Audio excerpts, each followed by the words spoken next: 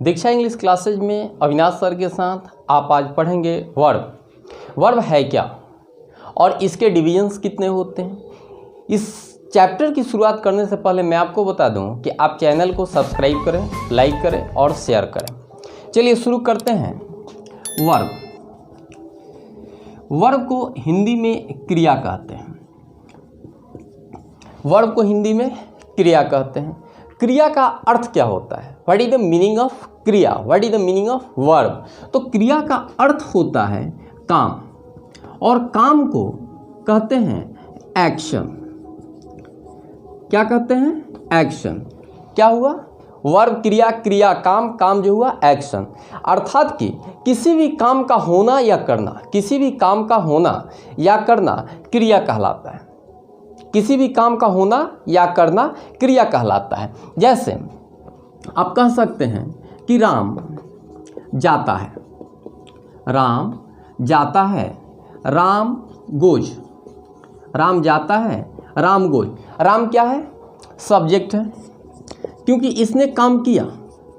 यह डूअर है। राम क्या है? डूअर है। इसने काम किया। क्या काम किया? जाने का। एक्शन क्या था? राम का एक्शन क्या था? राम ने क्या वर्क किया? क्या उसका परफॉर्मेंस है?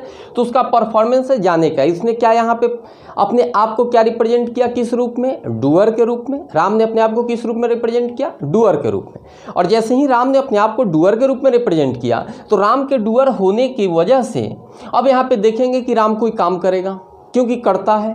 और जब करता है तो राम कोई काम करेगा। राम जैसे ही कोई काम करेगा तो वह काम जो है वह क्रिया हो जाएगी। वह काम जो है वह क्रिया हो जाएगी।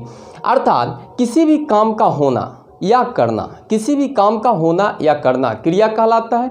इसका डेफिनेशन होगा, एक लाइन में एक्शन इज कॉल्ड वर्ब।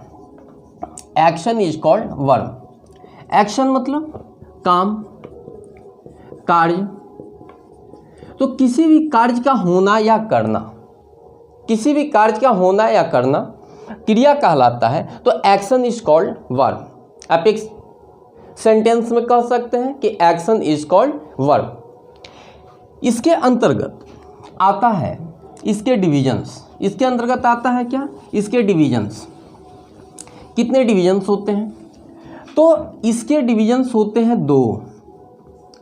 पहला principal, principal verb.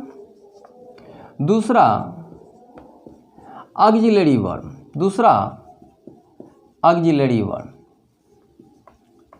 Principal verb को मेन वर्ब, प्रिंसिपल वर्ब को मेन वर्ब और ऑक्सिलरी वर्ब को हेल्पिंग वर्ब के नाम से भी जाना जाता है। प्रिंसिपल वर्ब को मेन वर्ब और ऑक्सिलरी वर्ब को हेल्पिंग वर्ब के नाम से भी जाना जाता है। जो प्रिंसिपल वर्ब होता है इसको हिंदी में मुख्य क्रिया, प्रिंसिपल वर्ब को हिंदी में मुख्य क्रिया और हेल्पिंग वर्ब को हिंदी में सहायक क्रिया कहा जाता है। कितने डिवीजन हो गए वर्ब के? तो दो डिवीजन हो गए। पहला डिवीजन क्या हुआ? प्रिंसिपल वर्ब, जिसको मेन वर्ब के नाम से जाना जाता है।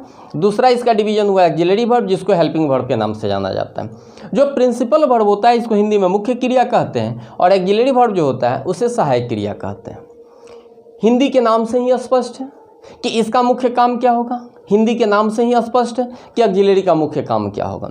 यह मुख्य रूप से अपने को स्पष्ट करने का काम करता है, अपने आप को रिप्रेजेंट करने का। प्रिंसिपल वर्ब जो होता है अपने आप को मुख्य रूप से रिप्रेजेंट करता है, अर्थात कि यह एक तरीके से ऑनर्स वे हो जाता है, एक तरीके से यह ऑनर्स वे हो जाता है और यह सब्सिडियरी वे हो जाता है। इस वजह से इसको सब्सिडियरी ऑक्सिलरी वर्ब के नाम से भी जानते हैं, ऑक्सिलरी वर्ब को सब्सिडियरी वर्ब के नाम से भी जानते हैं। प्रिंसिपल वर्ब के अंतर्गत आता क्या क्या है? तो प्रिंसिपल वर्ब के अंतर्गत आ जाता है, इसके भी खंड होते हैं, और इसका जो खंड होता है वह पहला हो जाता है ट्रांजिटिव, पहला ट्रांजिटिव, और दूसरा हो गया इंट्रांजिटिव, दूसरा हो गया इंट्रांजिटिव। पहला हो गया ट्रांजिटिव, इसको हिंदी में सक्रमक क्रिया कहते हैं, और दूसरा हो गया इंट्रांजिटिव, इसको अक्रमक अकर्मक क्रिया के नाम से जानते हैं। ट्रांजिटिव वर्ब को जानने से पहले हम जानेंगे कि प्रिंसिपल वर्ब के अंतर्गत होता क्या है।